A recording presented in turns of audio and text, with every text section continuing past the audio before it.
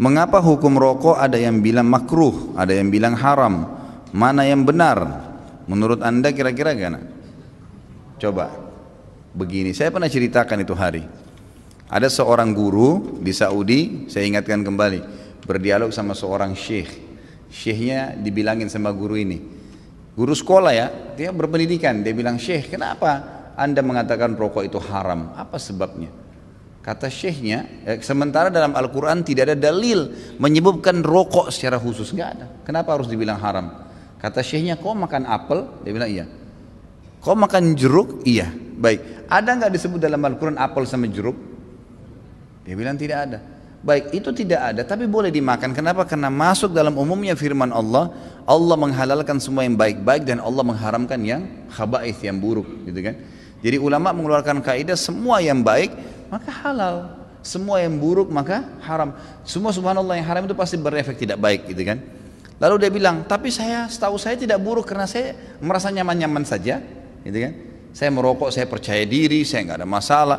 Ya orang mau mengatakan badan saya bau, baju saya bau, mulut saya bau, itu perkataan dia, tapi saya merasa nyaman-nyaman saja, nggak ada masalah, gitu kan? Berarti bisa saya katakan itu thayyibat, berarti baik ini buat saya. Dari mana tolok ukurnya ini baik atau buruk? Kata syekhnya, "Baik, kalau kamu mau lebih dalam lagi, sekarang saya tanya," kata syekh, "kalau kamu pulang ke rumah habis ngajar, kamu temukan istri kamu lagi pegang rokok, anak kamu lagi pegang rokok, kamu biarin atau kamu larang?" Kata gurunya ini, "Saya larang syekh." "Kenapa kau larang?" Dia bilang, "Karena itu tidak baik." Nah, ini masuk dalam jawaban kamu sendiri. Kalau baik kamu biarin mereka merokok, beliin kalau perlu, sama-sama rokok ngepul di situ, gitu kan. Tapi enggak ternyata, gitu kan. Jadi lebih baik ditinggalkan, gitu. Jadi jangan berdalih kalau salah dan tetap dilakukan, akuin kesalahan. Itu poin penting. Ini enggak, sudah salah membela, ini masalah ini. Enggak boleh, jadi terus menerus. Kadang-kadang subhanallah ada orang juga supaya dia tetap dalam mempertahankan kesalahannya, mencari orang yang lebih buruk, gitu kan. Ada pernah orang bilang sama saya, "Ustadz, saya baik Ustadz. Kayak sholat saya masih jaga sholat maghrib, teman saya dan tidak sholat sama sekali." Jadi patokannya yang lebih buruk, supaya yang dia tinggalin 4 waktu sholat itu mending, nggak apa-apa gitu. Bukannya dilihat orang yang sholat lebih banyak, ini nggak boleh sebenarnya, gitu kan?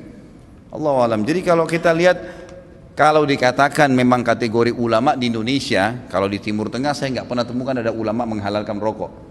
Di Indonesia ini karena kiai kita terlalu murah gelarnya, ayahnya kiai, anaknya jadi kiai, bisa ceramah berapa kali atau pulang haji jadi kiai juga. Ini luar biasa ini. Saya mohon maaf, bukan menyombongkan diri sama sekali. Saya subhanallah berapa kali ketemu dengan orang-orang kiai. Kiai ini, saya kalau ketemu subhanallah seperti kalau antum ahli listrik misalnya. Kemudian ada orang datang ngobrol masalah listrik, dia nggak ngerti. Misalnya ini listrik ini harus dipasang begini, jaringannya begini, terus dia bilang enggak harus begini, tapi dia salah jelas. Antum pastikan teorinya benar, salah ini orang. Kita akan bilang kok ngawur ini orang ngomong. Subhanallah, di kalangan dakwah ceramah penceramah pun begitu. Saya heran dari mana gelar-gelar kiai bisa didapatin nih gitu.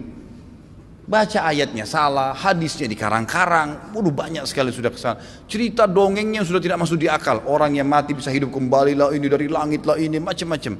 Yang tidak masuk di akal, ini dari mana orang ini nih gitu. Ya, dari mana asal muasalnya bisa muncul gitu. Belum lagi yang sunnah Nabi SAW dilanggar, yang kukunya panjang, yang istri yang pakai jilbab, yang luar biasa. Makanya kata ulama, kalau kau mau melihat seorang alim, kau akan temukan kealiman itu pada diri dan keluarganya.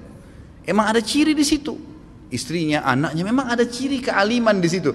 Ada ilm, alim kan itu masih dari ilm ya. Ada pengetahuan agama pada diri mereka. Kalau enggak gitu.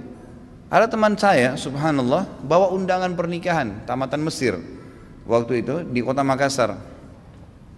Perkawinan saya nggak hadir, nggak sempat hadir gitu. Kemudian dia datang setelah itu berkunjung ke rumah saya, gitu kan. Datang ada satu perempuan bersama dia rok pendek.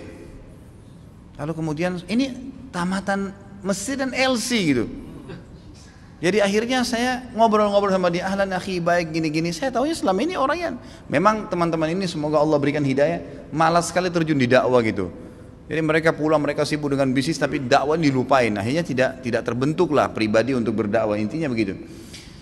Terus saya bilang, "Mana harim antum?" Harim itu istri ya. Oh ini dia dengan malu nunjuk, ini di sebelah gitu. istri antum ini Masya Allah. Semoga Allah kasih hidayah ya.